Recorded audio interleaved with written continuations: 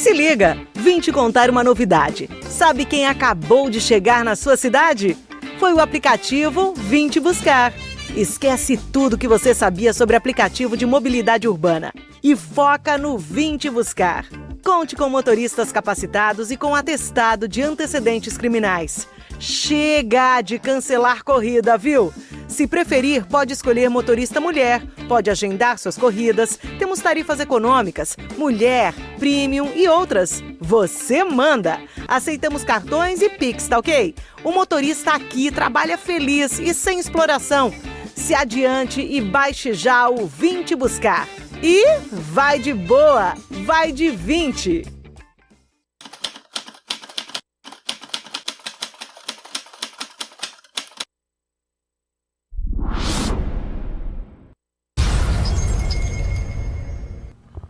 Boa noite, meus amigos. Começamos mais um Opinião Sem Censura, pois aqui os nossos convidados, os nossos comentaristas, eles vão opinar sobre fatos e fatalidades também que são da nossa atualidade sem censura. Estamos aqui, como sempre, na bancada, pessoas sensacionais. Minha amiga Eduarda Campopiano. Boa noite, Eduarda. Oi, pessoal, muito boa noite. É um prazer estar aqui de novo. O primeiro episódio foi sensacional e com certeza todos os próximos serão cada vez melhores. A gente está com convidados muito legais hoje, tenho certeza de que vai ser fantástico. Estamos aqui também com Paulo Vieira. Boa noite, Paulão. Boa noite, Carlos. É um prazer estar aqui contigo. Participar com você é sempre uma satisfação ímpar, né? Nessa luta que a gente está travando aí. Fico feliz de estar aqui. É uma grande luta mesmo.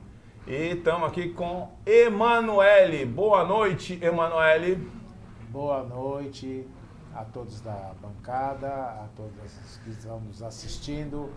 É um prazer estar aqui e ter essa oportunidade. Vamos começar, né?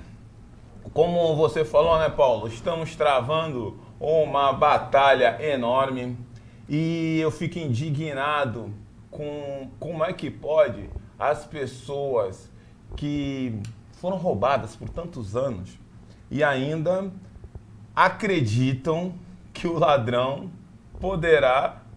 Vão votar no ladrão e que o ladrão vai dar jeito naquilo que ele errou. Falar o português, claro, né? Eu vou escolher palavras, não vou escolher palavras. Então a primeira pauta é essa: ser roubado por vários anos e torcer pela volta dos ladrões é insanidade ou burrice? Eduarda, pode começar, Dora. Eu acho que é um pouco dos dois e talvez seja um pouco de canalice também, com requintes de crueldade, com certeza. A gente vê isso acontecendo muito aqui no Brasil, porque são alguns grupos de pessoa que torcem pela volta do ladrão de 9 dedos. E quais são esses grupos de pessoas que torcem pela volta do ladrão?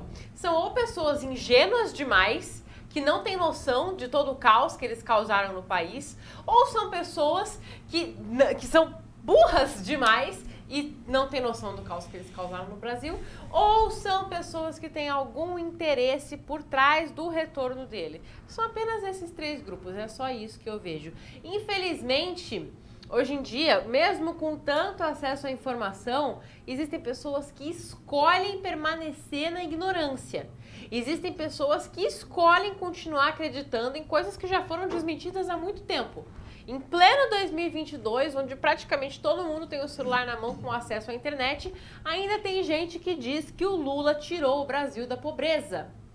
É bastante triste. Mas óbvio que a gente também tem o pessoal que só quer trazer ele de volta porque tem interesses por trás. A classe artística, por exemplo, é uma delas. É um pessoal que realmente quer trazer o Lula de volta, não porque realmente acredita que ele possa trazer algum bem para a população, mas porque sabe que ele vai trazer de volta todas as regalias que esse pessoal sempre gostou de ter por parte do Estado. Exatamente. Uma análise sensacional, Duda. Concordo contigo em tudo, pois ou a pessoa que ou é burra mesmo ou é canalha. Não tem um meio termo, porque eu até comentei isso com alguns amigos, né? Ou a pessoa é ignorante ao extremo, porque hoje nós temos acesso à informação, nós podemos, na palma da sua mão, você pesquisa tudo. Tudo. Qualquer informação que vir dá para ser desmentida ou você pode saber se é verdade ou se é mentira. E existem aquelas pessoas, como você mesmo disse, que se beneficiam das roubalheiras que o ladrão de 9 dedos proporcionava aquela corja toda. Emanuele, pode dar a sua opinião sem censura, com certeza. Claro, e com certeza assim eu farei. Eu gostaria de acrescer ao que já foi dito, que além dessas categorias que já foram beneficiadas e que anseiam pelo retorno do 9 dedos, né, para continuar mantendo seus privilégios, eu acrescentaria também aí a toda a estrutura bancária, né, porque é de conhecimento de todos nós que foi no governo do 9 dedos que nós passamos a ter uma série de tarifações, uma série de cobranças sobre coisas que não existiam. Os mais jovens talvez não saibam, mas antigamente você não tinha limite para depósitos, não tinha limite para talões de cheque, essas coisas todas que no governo dele passaram a ser cobradas. Mas eu gostaria de fazer também aqui uma colocação, que nós que vivemos aqui nos grandes centros urbanos, às vezes não temos conhecimento de certas coisas que acontecem. Eu tenho muitos amigos meus que são familiares lá no Grande Sertão, lá para a área do Nordeste, do Norte, e é importante que as pessoas saibam que apesar de nós aqui termos todo o acesso à informação, tem muita gente que ainda não tem esse acesso. E nessas áreas nem são portadoras de um celular, porque não tem sinal de celular no Grande Sertão. Não tem rádio, não tem televisão. Então essas pessoas, que são pessoas que às vezes, na sua grande maioria, são simpatizantes da esquerda, não sabem o que está acontecendo no mundo e ainda continuam alienadas. E são essas pessoas que eu creio que são aquelas que são consultadas nessas pesquisas, né? Porque as pesquisas são direcionadas, elas são ligadas aonde existem os grandes focos de pessoas que estão atreladas à esquerda. Por isso que eu creio que apareça lá o 9 dedos em primeiro lugar. Então a minha opinião é que as pessoas que estão apoiando ou são realmente aquelas pessoas de raiz do partido, mas eu creio que na grande maioria sejam pessoas que têm interesses escusos e as pessoas que não têm acesso à informação. É essa a minha visão desse quadro. É até por isso que o PT e partidos do tipo sempre fizeram questão de manter esse pessoal muito refém de caminhão-pipa, essas coisas, porque da perspectiva dessas pessoas que moram em regiões totalmente afastadas, qualquer migalha que o governo oferecesse, ele já seria visto como um anjo. Então isso acabava mantendo as pessoas reféns e elas tinham uma certa gratidão, mas elas não sabiam que quem estava trazendo a solução era a mesma pessoa que estava colocando elas no problema. Concordo. Ô, Emanuele, sobre os petistas raiz, realmente, eu conheço um em especial, que é meu pai. Meu pai, ele é uma pessoa sensacional, ele é um homem de caráter, trabalhador. Ele, ao meu ver, ele só tem 2 defeitos. Vocês vão falar, pô, 2? Meu pai é mulherengo pra caramba. Meu pai é demais. É defeito? É defeito? Oi? É defeito. Pô, ele não consegue, ele tá com 70, vai fazer 70 anos, ele não consegue parar com ninguém, até hoje. Meu pai é uma figura. E que é um defeito assim, isso aí a gente releva. Mas agora, o ser petista, mas ele é aquele petista raiz. Eu tava lembrando, pensando nele hoje, eu tava lembrando quando eu era criança, na minha casa, na sala, tinha um quadro do PT de Zumbi dos Palmares. Eu tinha um medo daquele quadro. A minha irmã uma vez ficou trancada dentro de casa, nós saímos, a porta bateu, ela não conseguia abrir, ela tinha acho que 2 anos de idade, mas ela gritava com aquele quadro sinistro. Era sinistro aquele quadro do PT e do Zumbi. E ele também tinha foto com ele, às vezes que meu pai era metalúrgico na época, metalúrgico depois foi ser estivador, né? Tá explicado. Exatamente. E ele subia no palanque com Brizola, tinha foto com Brizola, com Lula. Andou muito mal acompanhado. E ele ainda acredita que esses ladrões representam os trabalhadores. Paulinho, fala pra mim, meu amigo, qual é a sua opinião? O assunto é extenso. Sanidade ou burrice? O assunto é muito extenso para a gente analisar. Por que o cidadão hoje se dá ao trabalho, né, se dá ao luxo de aceitar quem o faz mal como seu líder? Existem várias explicações para isso e as várias são reais e se complementam. Primeiro ponto aqui, abordado inclusive pela Eduarda, é justamente a questão do mau-caratismo.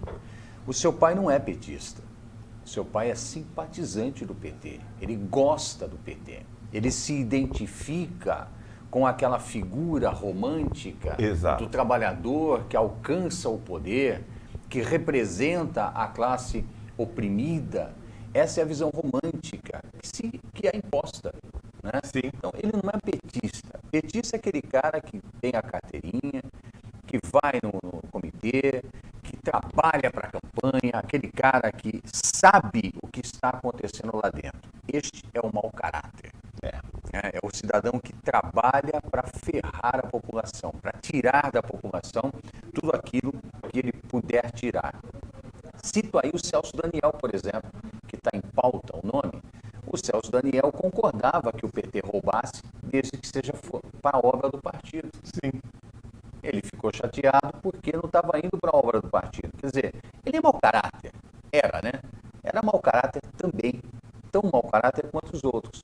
Só que os outros queriam para si e ele queria para a obra do partido. A única diferença. O fato é que a gente vive numa matrix. E tem, dentro das pessoas que enxergaram a realidade, eu tenho também 2 tipos de pessoas. Aquele que vai negar a realidade por conformismo, por comodismo, que é mais fácil não enxergar a verdade. A verdade dói, a verdade machuca. E o cidadão prefere a mentira cômoda. Então vamos deixar o Lula lá. Deixa o Lula lá. O Bolsonaro está trazendo muita verdade. Sim. Está impondo muita verdade. E ele prefere isso. Eu lembro do Matrix, do filme Matrix, os personagens Cypher. Em determinado momento, ele saiu da Matrix e ele queria voltar para a Matrix. E ele pega um pedaço de carne, é bem sugestivo, inclusive hoje, que se fala da picanha do Lula. Ele pega um pedaço de carne e diz, eu sei, dentro da Matrix, eu sei que esse bife suculento não existe. Mas, quer saber de uma coisa? Ele põe na boca e diz, a ignorância é uma bênção. Porque ela é covarde. É um outro tipo de pessoa que não enfrenta aquilo que tem que enfrentar, é o covarde. Então nós temos vários tipos aí, todos ruins. Ou por ignorância, às vezes. Né? A pessoa não conhece, como bem disse a Emanuele, lá nos rincões, a gente não pode impor à pessoa que ela saiba o que está acontecendo. Ela não tem acesso à informação. Então não posso impor isso a ela. Este é uma vítima. De todos, este é uma vítima. Agora o resto, por covardia, por mau-caratismo, né, por conformismo, desculpa, você não está sacaneando só a sua vida, você está sacaneando a vida de todos nós que estamos no país. Puxando esse gancho que você falou aí do Celso Daniel, nós vamos para a próxima pauta, a delação de Marcos Valério. Marcos Valério, condenado a 37 anos de cadeia por participar do Mensalão, veio à baila esta semana, eu acredito que por medo, porque ele sabe muita coisa e ele sabe que PT e PCC é a mesma coisa, ele resolveu abrir o bico porque, para mim foi assim, tipo um recado, ó, Se algo acontecer comigo, Foram vocês eles. sabem quem foi. A delação de Marcos Valério. Duda. É muito engraçado porque tudo que aparece de prova do PT geralmente são os próprios petistas que entregam, Sim. né? Por que que isso acontece? Ao meu ver, porque quando você é um petista, como ele falou, que você é de carteirinha, que você participa lá dentro e que você sabe do que acontece, que você sabe como o sistema petista funciona, você tem medo de cair fora.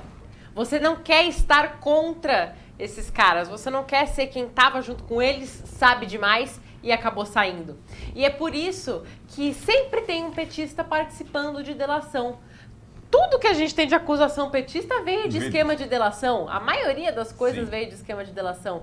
Por quê? Os caras acabam pisando na bola com o partido, acabam sendo pegos e o partido sabe que eles sabem demais. E que a partir do momento em que a pessoa não tá mais lá dentro, ela se torna uma ameaça. Ela pode acabar falando muito. Os caras acabam pondo a boca mesmo justamente para dar essa bandeira de, ó, eu sei de tudo isso. Se acontecer alguma coisa comigo, foram eles. Então, acho que talvez seja medo mesmo, justamente para evitar que algo aconteça com eles. Porque agora a delação já foi feita, então se alguma coisa acontecer, fica meio óbvio quem que foi que matou, quem que foi que mandou espancar, quem que foi atrás, enfim. Mas é muito engraçado você ver bandido entregando bandido. Chega a ser tragicômico, mas ainda bem. Ainda bem que eles se entregam. Ainda bem que eles se entregam. E eu não duvido de uma palavra que ele falou. Eu não duvido de uma palavra.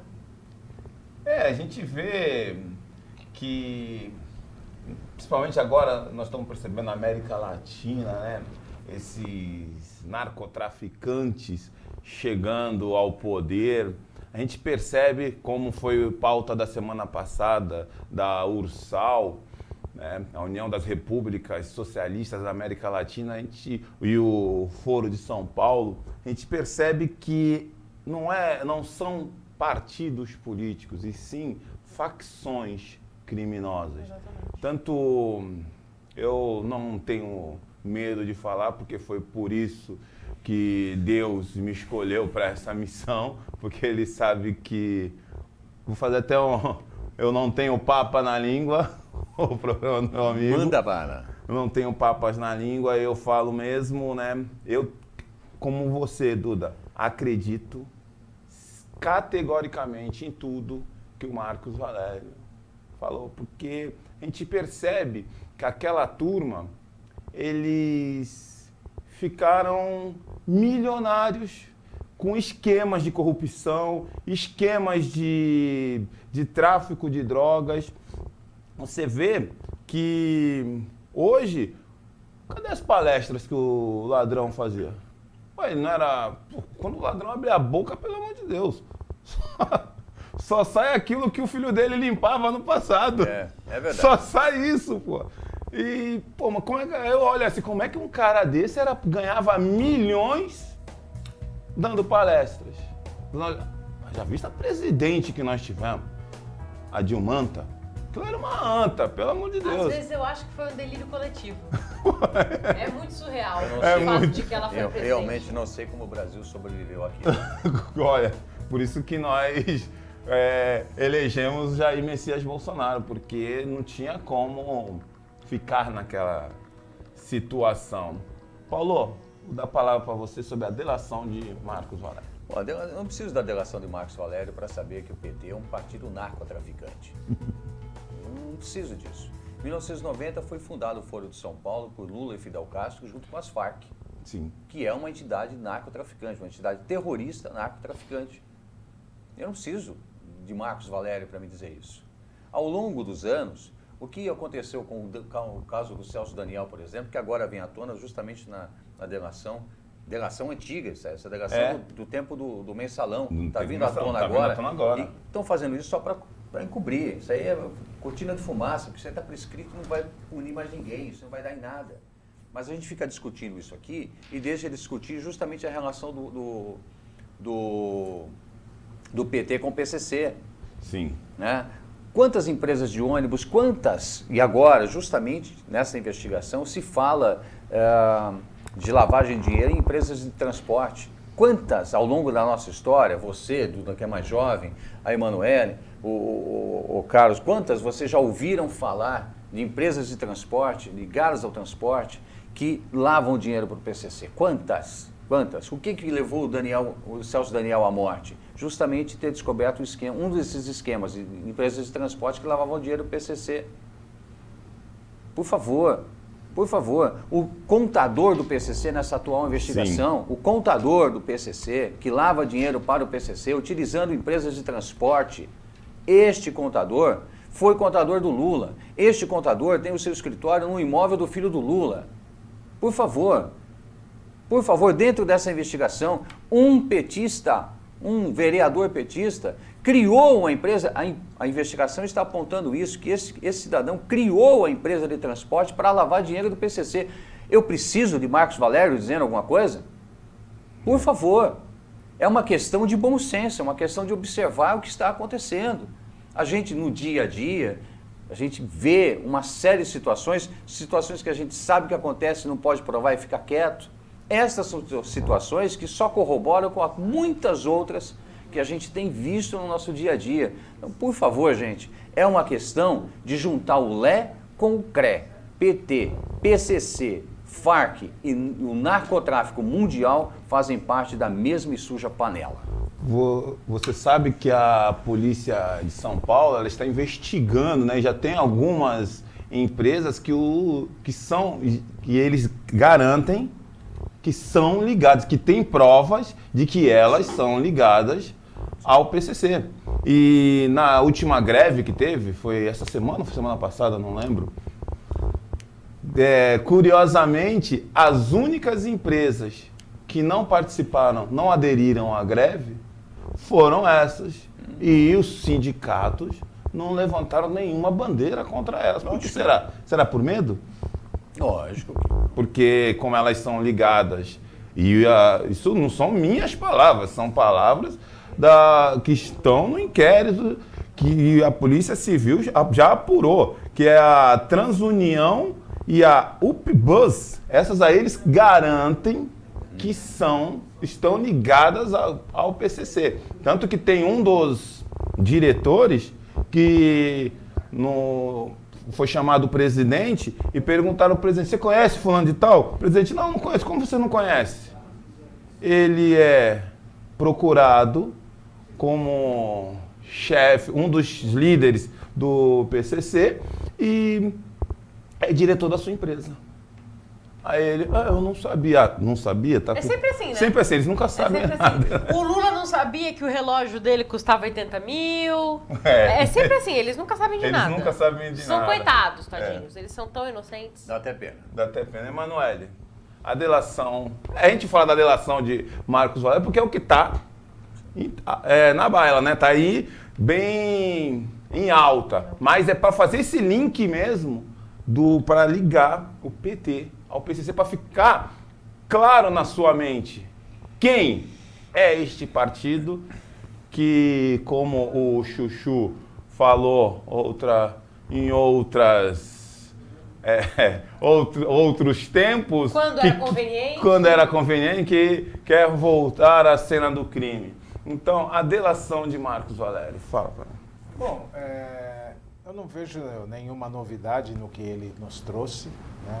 Mas quando eu fiquei vendo a matéria, eu comecei a procurar alguns detalhes que eu acho que às vezes passa desapercebido às pessoas, né? Essa delação, se não me engano, ela fala de ano 2005, Marcos Valério alega que já teria em seu poder 100 milhões de reais para que manipulasse, né, os deputados, usasse esse dinheiro de forma escusa como caixa 2.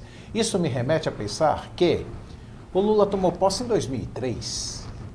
Então, esse esquema corrupto de ladrão, ele já foi implantado desde o início, porque você veja bem, se em apenas 2 anos de governo, eles já tinham 100 milhões separados para esse desvio de dinheiro, pagamento de deputados e senadores e toda essa sujeira, né? Essa lama que aconteceu no governo, isso me remete a pensar que o poder deles de corrupção já foi desde o início, porque começou logo cedo. Poucas pessoas se atentaram para esse detalhe, que essa delação fala de 2005 e eles tomaram posse em 2003. Ou seja, 50 milhões por ano, faz um cálculo aí, 16 anos de governo, 50 milhões por ano, né? Onde é que nós vamos chegar? Então, não vejo nenhuma novidade, faço minhas palavras do que foi dito. É muito claro que está ligado o PCC com o PT, com algumas esferas judiciais também, né? Temos lá pessoas que representavam esse partido, né? Primeiro comando da capital, e hoje estão lá no Supremo. Então, é tudo uma interligação, né? E é aquela coisa, né? Eu acredito no que foi falado pela Eduarda, que Marcos Valério tem medo de passar pelo processo de queima de arquivo, né? Então, vou me proteger e vou abrir o bico para tentar viver um pouquinho mais e sobreviver. Eu acho que a ideia principal é essa mesmo. E isso que você falou acaba quebrando as pernas daquele pessoal que, muita gente diz isso, que o Lula era bom no começo, Sim. mas ele se desvirtuou quando ele entrou na política. Mas ele era bom no começo. O Lula era informante do governo militar na época da ditadura, codinome Boi.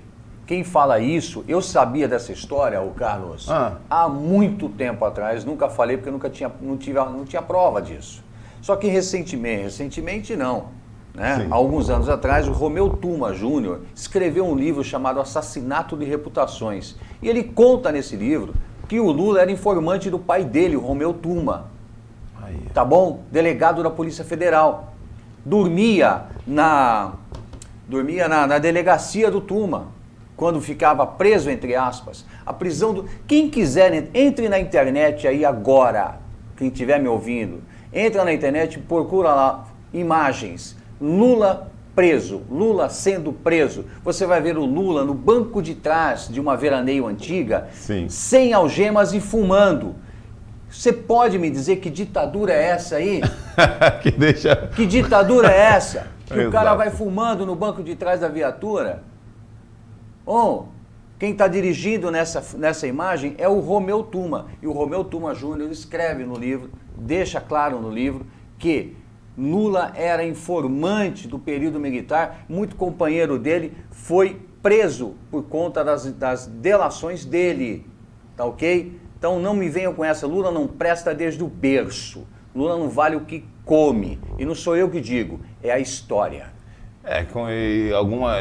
Alguns contam nessa história, né, que ele só não tem um dedo porque ele mesmo... Sim, para se aposentar por invalidez. Tem um vídeo recente aí, que está circulando. O cara que arranca o dedo vai...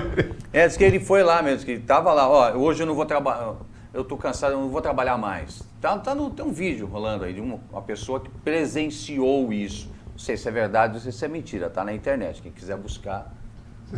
O meu avô faleceu o quê? Lá para 2007, por aí, ele já era idoso e ele sempre falava que o Lula arrancou o próprio dedo para se aposentar por invalidez. Não duvido. Meu avô, isso é coisa bem antiga. Existia, né? Essa máfia realmente existiu. E ele é tão anta, né, que é para tirar só a falangezinha. Isso aqui, é só a falange. Ele tirou o dedo todo. Pra garantir, Não consegue nem simular, Mas eu acho que é para nossa sorte, é o dedo a menos para roubar. Se com 9 dedos ele roubou Com tanto, 10 roubaria mais. Imagina com 10. ainda quer voltar à cena do crime. Vocês são muito maldosos. Vamos lá, para pauta 3.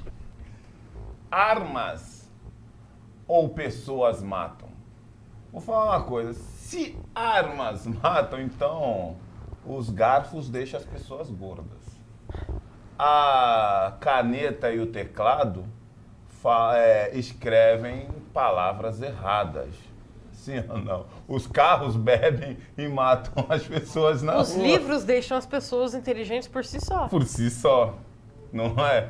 Emanuele, armas ou pessoas matam? Bom, se nós formos fazer uma análise real, não é nem a arma nem a pessoa que mata, É o projétil emitido pela arma. Sensacional. Nada como bom e velho português. Sensacional. O projétil mata. Mas é óbvio que, sem alguém para manipular a arma, não ocorreria o fato da morte. Por trás de uma morte, sempre vai ter uma pessoa, mesmo que essa arma esteja sendo manipulada de uma forma remota. Mas vai ter que ter um ser humano, porque Sim. uma arma sozinha em algum lugar municiada não vai fazer mal a ninguém, né? Então, ela deveria servir somente para nos proteger, né? Eu acho que todos têm o direito, eu sou a favor de cada um ter o porte de arma, até mesmo porque eu, enquanto trabalhadora, motorista de aplicativo, passei por uma tentativa de latrocínio e não tive a oportunidade de me defender, mas se ali eu estivesse portando, eu teria tido chance de ter resolvido de outra forma. Então eu sou a favor do armamento, eu acho que quem mata é a pessoa a qual está manipulando a arma através do projétil emitido por ela, isso é a verdade. E o ser humano, ele infelizmente, né, utiliza-se da arma para o mal. Né? Nós hoje somos reféns na sociedade, né? Porque não temos o direito de portar a arma e a bandidagem está aí à solta. Eu, como motorista de aplicativo, durante a semana, ver revólver e pistola, para mim é uma coisa comum na mão de jovens aí de 13, 14 anos. A gente roda a comunidade e vê isso aí o tempo inteiro. Não tem outra realidade que não seja essa. Exatamente. E aí, Paulo? Armas não matam pessoas, armas salvam pessoas. Assim como se fala, cada vez que alguém comete um atentado com armas, aí vem toda aquela história de novo do desarmamento, e armas são perigosas e tudo mais. Isso é conversa fiada. Existe também uma infinidade de vídeos na internet, onde o simples saque da arma evita um mal maior. Evita um assassinato, evita uma briga, evita qualquer coisa, qualquer confusão. Há vários. Armas salvam vidas. E o objetivo da arma é esse. O objetivo da arma não é a agressão, é a defesa. Evidente que, assim como a faca, o objetivo dela é ser um tecido doméstico, ela pode ser utilizada também para a agressão, para o ataque. Isso depende de quem está a empunhando. Eu, particularmente, Carlos, eu prefiro facas. Eu não sou muito fã de armas, não. Mas entendo que quem quer, quem pode, quem gosta, quem tem treinamento para tal, deve sim buscar o seu direito de legítima defesa, não de ataque. Porque o bandido está armado até os dentes. Duda. Uma vez eu li um livro e esse livro dizia: a única arma que importa é a arma que fica atrás do gatilho. E essa é a verdade. Como a Emanuele falou, se não tem um ser humano envolvido, a arma não dispara. Agora, é muito utópico o discurso dos desarmamentistas. Sim. Que acham que se as pessoas boas não tiverem arma, o crime vai diminuir, porque se a gente mudar a educação, pessoas ruins vão parar de existir. Isso é extremamente utópico. Pessoas ruins, criminosos, delinquentes, pessoas que querem atacar as outras, nunca vão deixar de existir. E aceitar isso facilita a vida de todo mundo. Tá? É um fato, isso não vai deixar de existir, sempre vai existir criminoso. Não é porque existe um criminoso na sociedade que eu tenho que aceitar esse fato e não fazer nada em relação a isso. Eu estava vendo uma comparação esses dias que dizia: as ovelhas veem que uma ovelha foi encontrada morta com marca de dentes. Então elas arrancam os próprios dentes para se proteger, porque dentes são perigosos. Mas o lobo continua tendo dentes e podendo matar as ovelhas que ele quiser. E essa é a realidade do discurso desarmamentista. Você mantém a pessoa que quer fazer o mal armada e desarma a pessoa que quer se defender. Porque a gente sabe o quanto é difícil conseguir uma arma legalizada.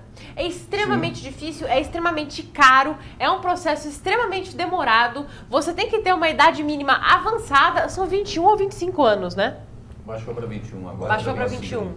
era 25. Então, assim, não é fácil, não é barato, não é rápido você conseguir ter a sua própria arma. Você realmente acha, você desarmamentista, você realmente acha que uma pessoa que é ruim, que tá mal intencionada, vai passar por todo esse processo para ter uma arma? Ou ela vai chegar num traficante, numa biqueira e comprar um revólver mais barato que ela vai pegar na mão na hora? Pelo amor de Deus, né? É assim, é um raciocínio muito simples, é um raciocínio muito básico. E eu quero deixar aqui, antes de encerrar o meu raciocínio, um dado para vocês. Se você pegar as taxas de estupro no Texas, são tipo uma das menores, se não a menor taxa de estupro de todos os Estados Unidos. Coincidentemente, o Texas é o estado com o maior número de mulheres armadas. Fica aí a reflexão. Muito bom. Não precisa ir longe, não. Não precisa ir no Texas, não. Olha aqui para o Brasil. No começo do governo Bolsonaro, nós tínhamos 65 mil homicídios anuais. Hoje, nós temos menos de 45 mil homicídios anuais. Na mesma proporção, houve o aumento de liberação de CACs, de licenças para armas. Exatamente. Então, e a tendência é que ao final desse ano que nós estamos transitando aqui, esse ano conturbado, ao final do período Bolsonaro, do governo Bolsonaro, essa taxa de homicídios anuais caia pela metade. Só isso, só este dado que eu te passei agora, já é suficiente para você nunca mais olhar na cara de um petista. Exatamente, o petista ele quer agir como os outros comandantes, comparsas dele da Ursal, né, do Foro de São Paulo, desarmar a população. Por quê? Com uma população desarmada é mais fácil deles escravizá-la, né? Porque assim a pessoa não vai ter como se defender quando eles colocarem a corja que tem a turma assim como tem a população de direita e a população de esquerda, tem os militares que são melancias. Hitler desarmou, né, a população. Exatamente. Stalin desarmou a população. Venezuela, Maduro mais fácil de dominar o poder, Cuba, né? Cuba desarmou a população. Vê se chega lá nos Estados Unidos e tenta alguém dar o golpe, porque sabe que todos sabem atirar lá com 16 anos. Exato. Até menos, criança, com 12 anos o pai já está ensinando o filho a caçar, a atirar. Antes, eu quero só fazer um adendo, vem uma frase, e eu sempre digo essa frase em todo lugar. A esquerda não luta pela diminuição da criminalidade, ela luta para que o criminoso saia impune. É isso. Exatamente. Porque ele é um braço da revolução. É um braço, exatamente. Vamos para a pauta 4, porque, olha, tá passando rápido. Tá acelerado. Tá acelerado o negócio. Ativismo judicial. Nós temos visto aí o ativismo judicial. Eu não falo que trabalhando em prol do Brasil, eu falo atrapalhando o nosso país. Porque o ativismo judicial, na sua essência, ele não é algo ruim. Por quê? Quando o juiz ou o magistrado vê a inércia de quem é detentor do poder, ou seja, a inércia do legislativo, a inércia do executivo, ele pode provocar os outros poderes a tomar uma atitude na inércia. Mas o que está acontecendo hoje não é isso que nós vemos. Nós vemos o quê? Os magistrados fazendo exatamente o contrário, tentando parar o nosso país. Paulo, ativismo judicial.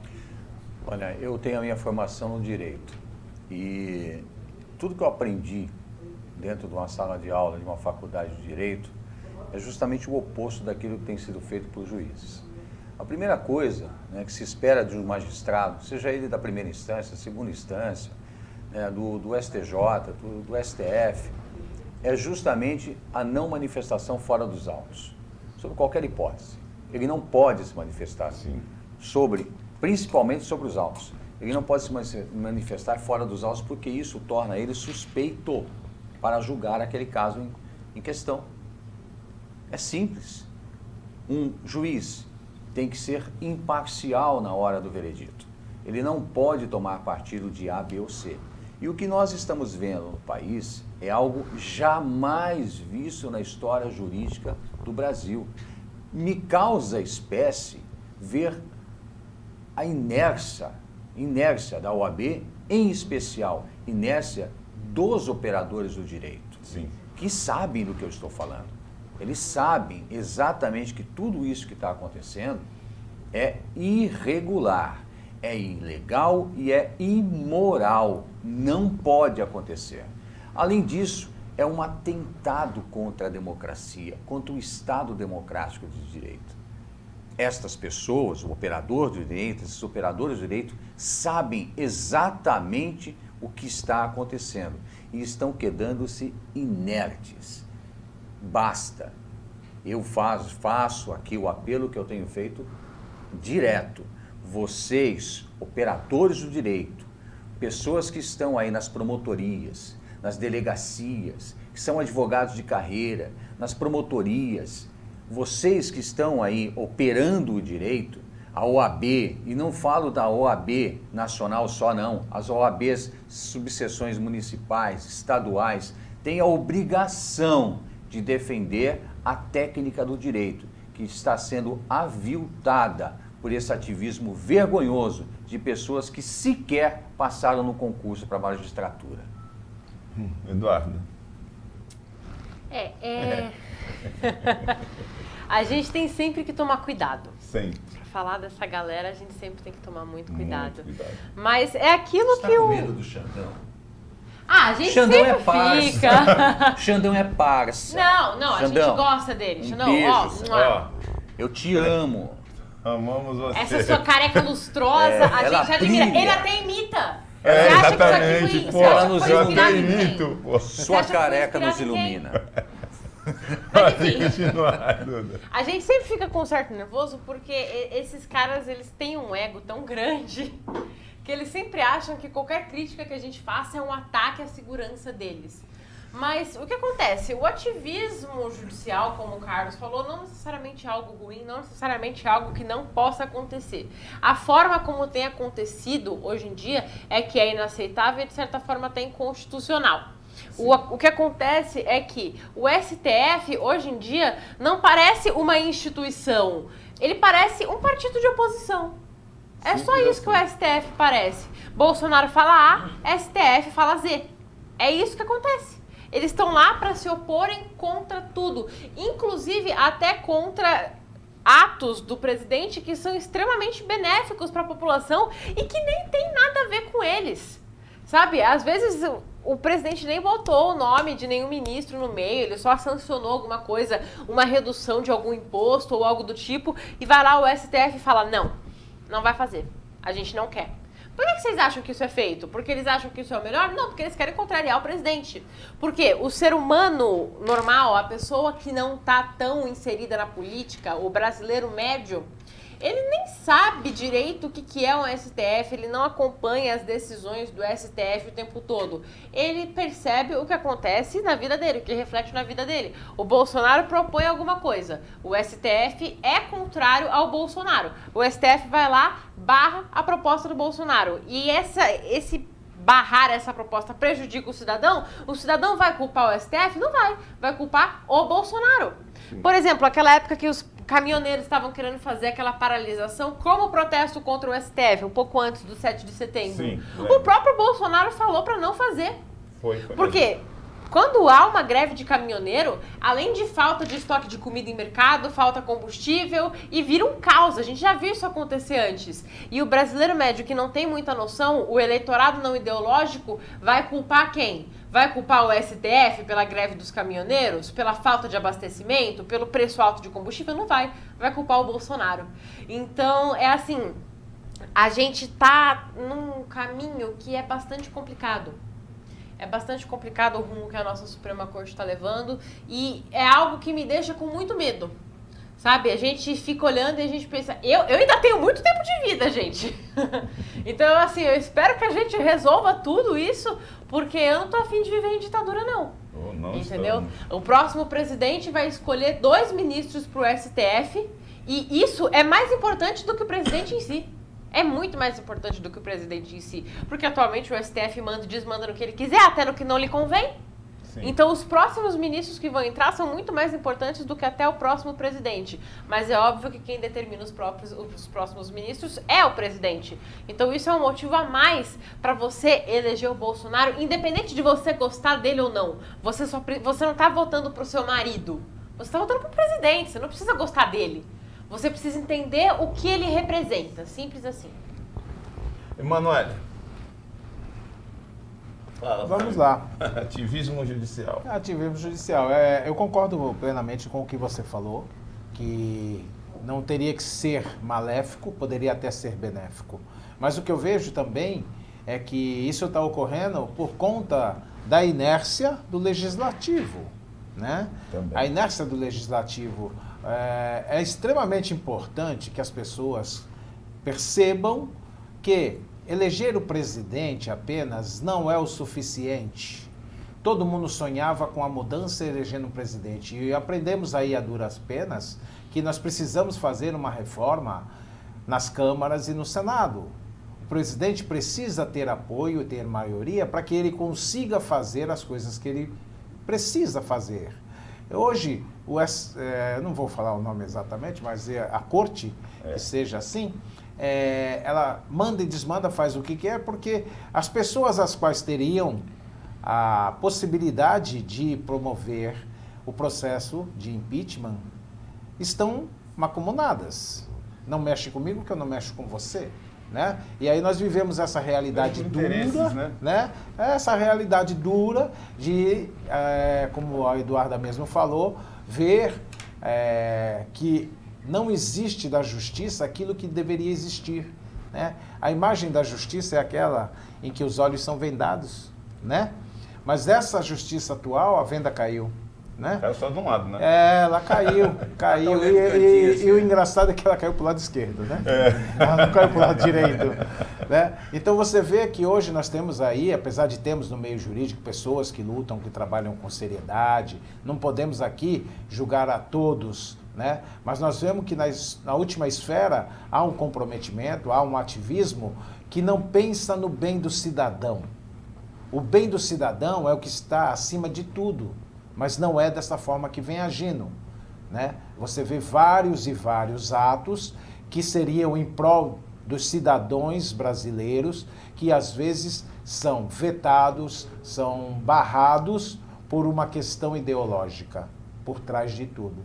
E isso é que é muito ruim e torna esse ativismo prejudicial ao nosso país, até porque cria uma insegurança jurídica, o que afasta investimentos externos. Muita gente, às vezes, tem medo do que vai acontecer e deixa de investir no país por conta disso. Ou seja, por trás de tudo isso há um interesse maior em derrubar o governo atual. Perfeito. Eu posso pontuar duas coisinhas aqui? Primeiro, com relação a Eduarda, falou que o ativismo até pode acontecer, não pode não, viu, Eduarda? Permita-me discordar de você, não pode. É inadmissível, não pode. A técnica do direito não permite ativismo judicial. O juiz, ele tem que ser imparcial. Ele não pode pender para um lado ou para o outro. Tanto que é muito comum, Eduarda, no cenário jurídico, o juiz perceber, né, que em determinada parte, ele recebe os processos são sorteados para a vara. Né? E quando ele recebe o processo, ele percebe que aquele cidadão é um parente, é um irmão, um amigo, ele se declara suspeito. Sim. Acima de tudo, ele tem que se declarar suspeito. Se a outra parte percebe, se ele não se declarar suspeito, né? E a outra parte perceber que ele é parente da parte contrária, esta parte, o advogado vai arguir, vai pedir a suspeição desse juiz. Ele não pode tomar parte, não pode ser um ativista em hipótese alguma. Não, é sério, é uma questão de lógica, né, do juiz. Ele não pode ser parcial, ele não pode ser ativista. Ele não pode simplesmente ter relação com aquilo, com o julgado. com o assunto julgado. Ele não pode ter essa relação. No mínimo, não pode demonstrar essa relação. Né? Às vezes até tem, a gente sabe que é impossível no dia a dia o juiz, mas ele não pode demonstrar, isso não pode ficar claro. Ficou claro, a sentença dele é anulável, pra você ter ideia, ela é nula, não tem valia. Né? E no que quando a Emanuele fala justamente do legislativo, gente, ela está corretíssima. Este ano nós vamos eleger deputados federais e estaduais, em especial federais e uma parte do Senado.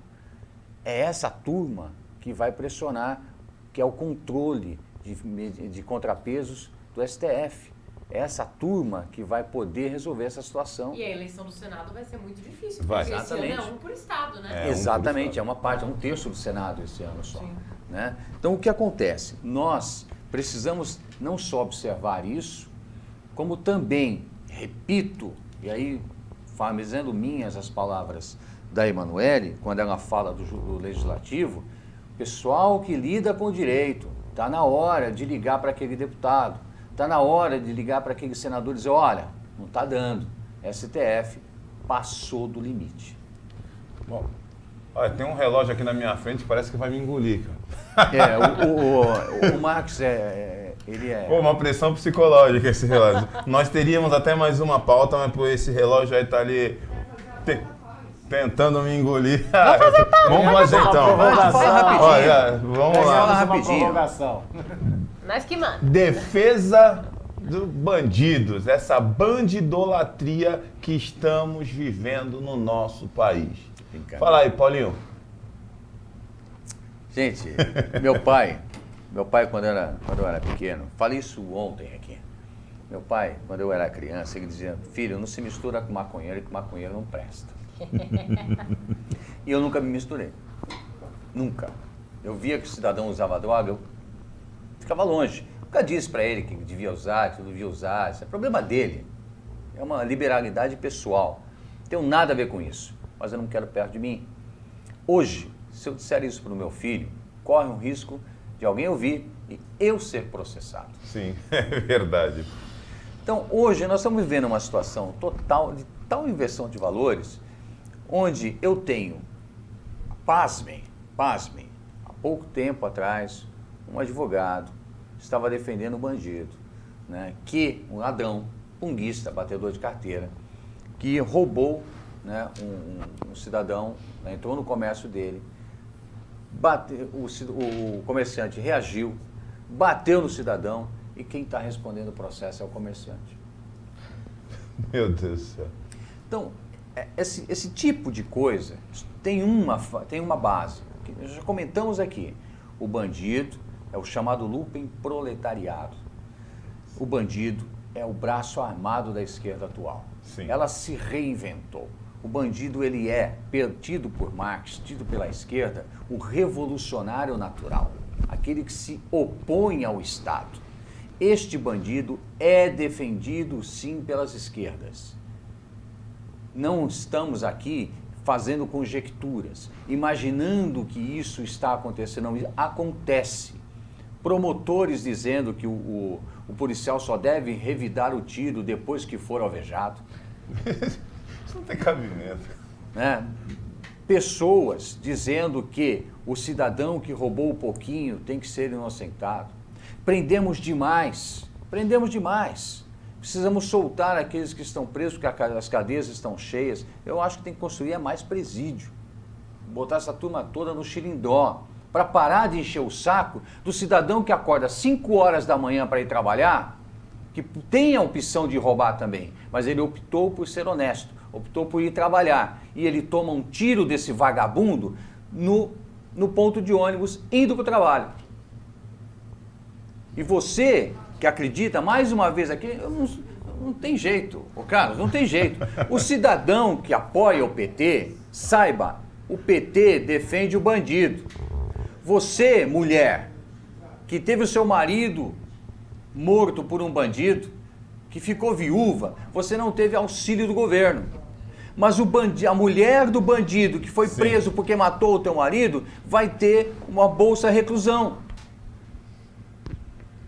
Então, na hora de depositar o seu voto, pensa muito bem Mas pensa muito bem, que tipo de país você quer? Um país que protege o cidadão que trabalha ou um país que protege o bandido, o vagabundo que trafica, mata, estupra, rouba e por aí afora? Manoel, essa bandidolatria aí. Bom, É revoltante ou revolta? É revoltante. eu já até fiz aqui o relato da situação pela qual eu passei, de uma tentativa de latrocínio, e quando isso acontece com a gente, você começa a ver, né? Você se sente numa situação assim, completamente vulnerável, né? E Sentimento de impotência. impotência, sim, com certeza. E também o que nós vemos é assim, é uma consequência essa questão de o bandido estar sendo defendido. Só é a continuidade de tudo que nós acabamos de falar aqui. Um partido que está envolvido com a parte de narcotráfico, o governo que estava aí atuando dessa forma, não tem jeito.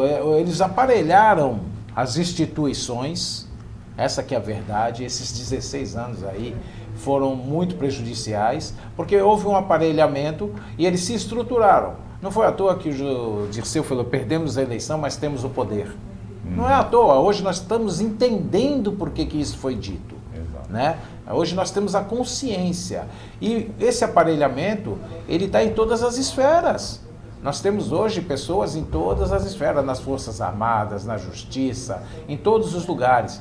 Existe essa militância de esquerda e, infelizmente, ficamos refém disso. A direita se acomodou, é a minha opinião, a direita se acomodou. Nós deixamos muita vontade, eles ficaram aí no poder esse tempo todo, se estruturaram financeiramente com os roubos e desvios, para acabar todo o dinheiro que foi roubado, vai ter que secar a fonte durante muito tempo. Ainda tem bastante dinheiro para comprar pão com mortadela. Então o que acontece?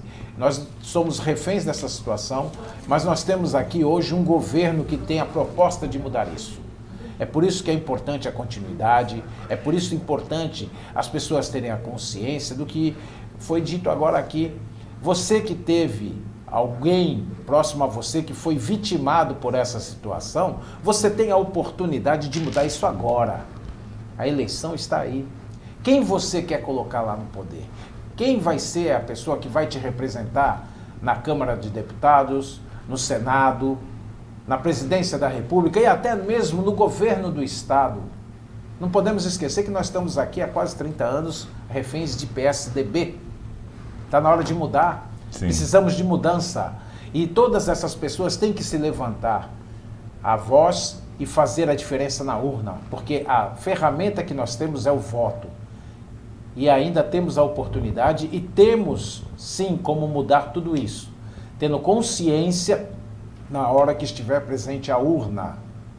É ali onde essas coisas todas têm a chance de ser diferente. Eu acredito no governo, eu acredito que nós temos essa possibilidade de modificar tudo isso que está aí. Só depende de nós. O voto é importante e vamos fazer valer o voto. Chega de votar por conveniência. Exatamente. Lembrando que a diferença entre o PT e o PSDB é que um deles come com garfo e faca. Concordo.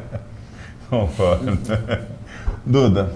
Eu quero citar aqui 2 casos que me vieram à cabeça agora. Primeiro que o principal partido de esquerda do Brasil é o PT, óbvio, PT, PSDB, PSOL, enfim.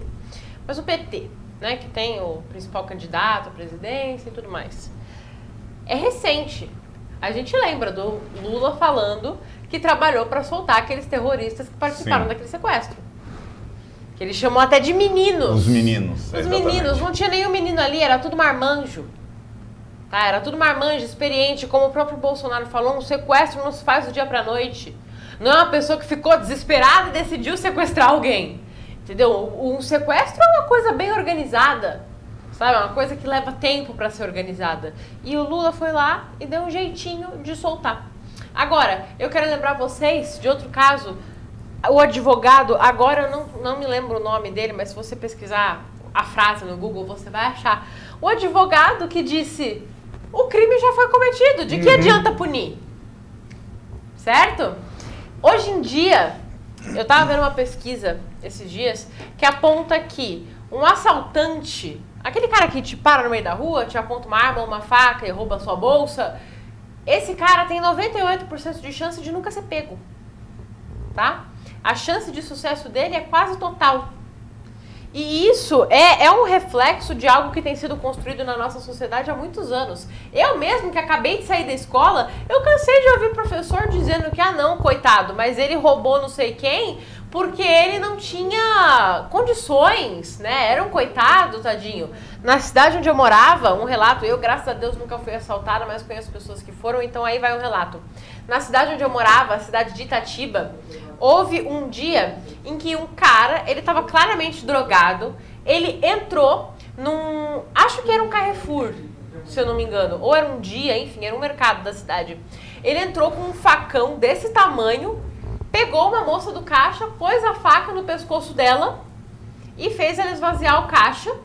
E quando ele estava saindo do mercado, ficou todo mundo em choque, porque a cidade é meio pequena, ninguém está acostumado com esse tipo de coisa.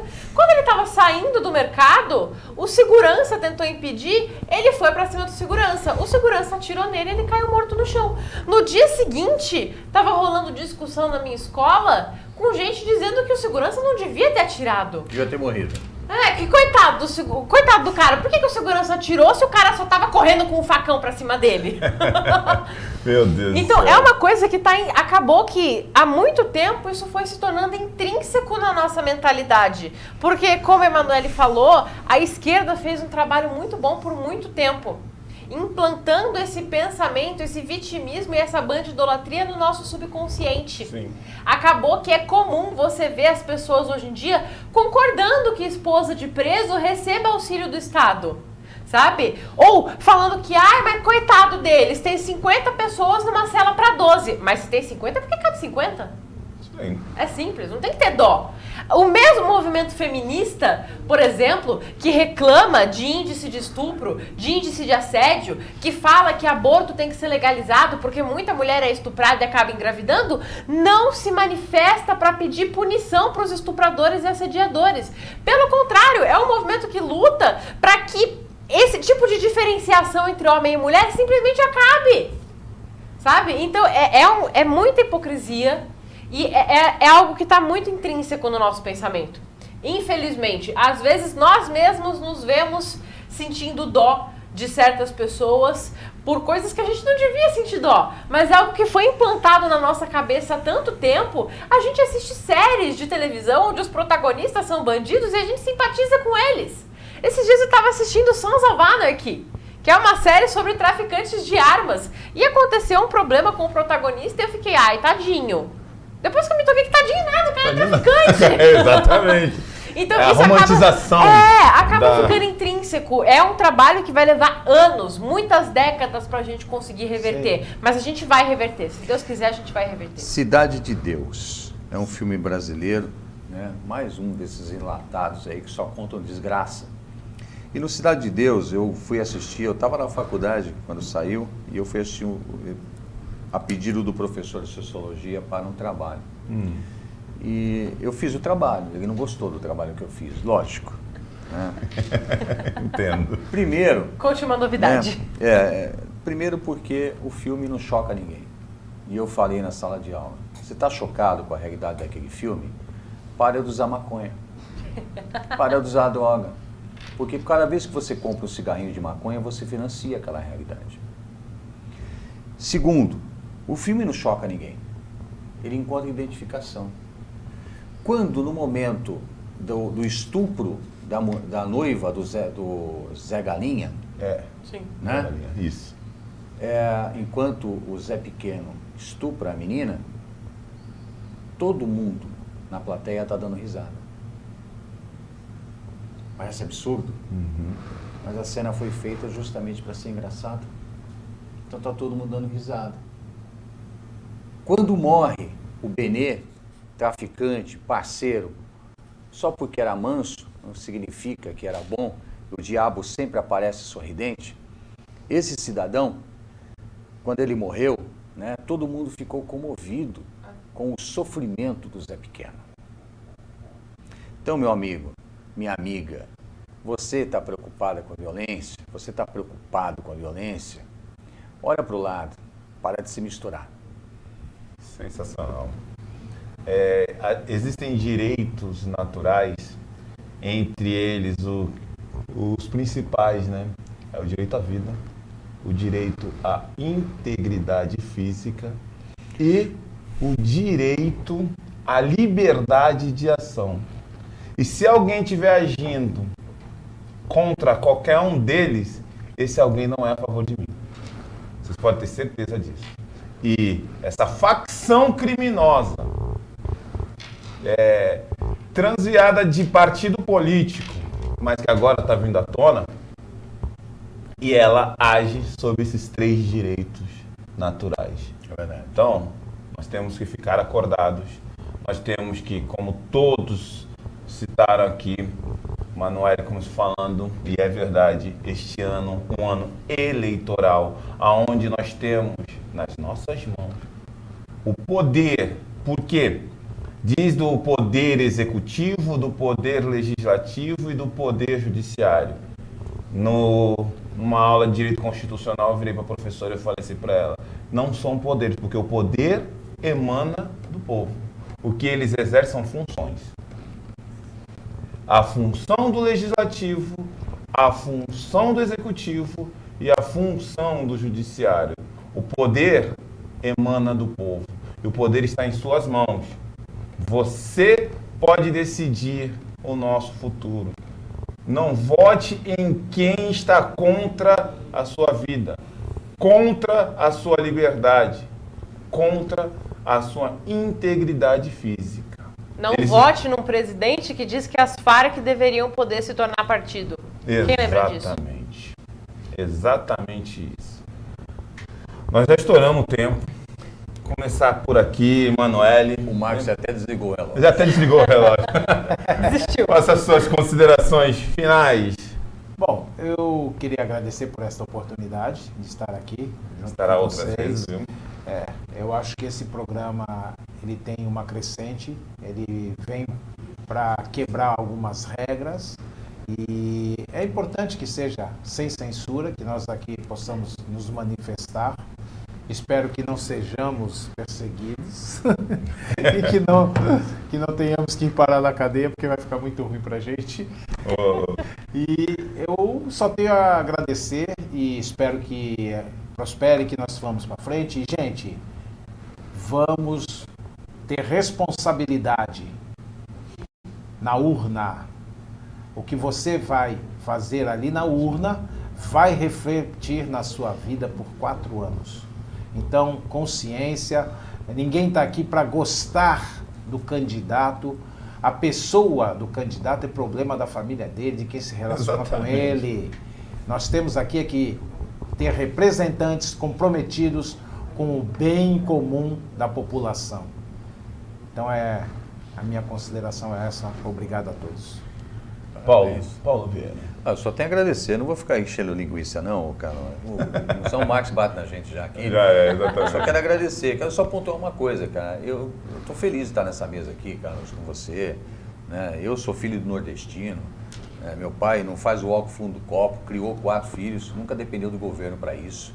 Né? Todos os filhos fizeram faculdade, foram para a escola, né? Estão muito bem hoje, graças a Deus. E eu quero só pontuar a diversidade que está nessa mesa aqui. Me chama a atenção, porque é a diversidade da direita. Sim. Ninguém aqui se ofende, ninguém aqui está olhando para o outro porque acha que é isso, que é aquilo, né? Porque acha que é melhor ou pior, que é diferente, enfim. É isso aqui. É isso que nós somos. O Brasil é isso aqui. E é isso que a gente precisa ser daqui para frente. Eduarda. Eu faço das palavras dele as minhas. A esquerda trabalha para criar um discurso, uma falsa imagem de que quem está na direita é o homem de 40, 50 anos, branco com barriga de cerveja. Exatamente. E é isso aí. E não é assim. Não é assim. É só gente normal que defende os seus valores, não é nenhum grupo supremacista, malvadão. É gente normal, de todas as idades, de todos os gêneros, de todas as cores, de todos os tudos. Exato. E é maravilhoso estar aqui como sempre. Esse ano não vai ser nem um pouco fácil, mas a gente não tá aqui pra ficar de moleza, então a gente vai pra cima. Exato, vamos pra cima. Ó, como diz a camisa, esse não. De forma alguma. Olha, muito obrigado por você estar nos assistindo. Muito obrigado por vocês terem aceito participar dessa bancada maravilhosa que é uma quebra de paradigmas. Essa bancada Essa bancada é uma quebra de paradigma. é uma quebra de paradigmas. A esquerda não tem autoridade alguma sobre nenhum de nós, nenhum do que nós representamos, certo? Então, você acorde. Feminismo não me representa, movimento negro não representa o Carlos, movimento LGBT não representa Não me Emanuele. Quero ver o que A ela vai esquerda falar não me agora. representa. A OAB não representa ele. Exatamente, pronto. É isso mesmo. Então, Seu branco privilegiado. é isso. Vocês são sensacionais. Muito E bom. Vamos acordar, acredite no Brasil. O Brasil tem jeito, eu acredito em você. Eu acredito que você votará certo, porque o nosso intuito é esse, levar uma opinião sem censura, levar informação sem fake news, levar a verdade para você. Que Deus abençoe a todos. Semana que vem estamos aí. Amém. Um abraço.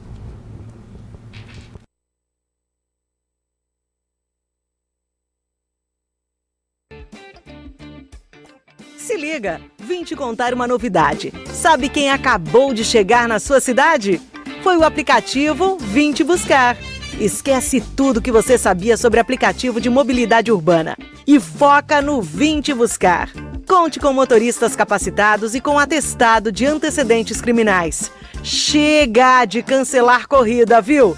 Se preferir, pode escolher motorista mulher, pode agendar suas corridas, temos tarifas econômicas, mulher, premium e outras. Você manda! Aceitamos cartões e Pix, tá ok? O motorista aqui trabalha feliz e sem exploração. Se adiante e baixe já o Vim Te Buscar. E vai de boa, vai de 20!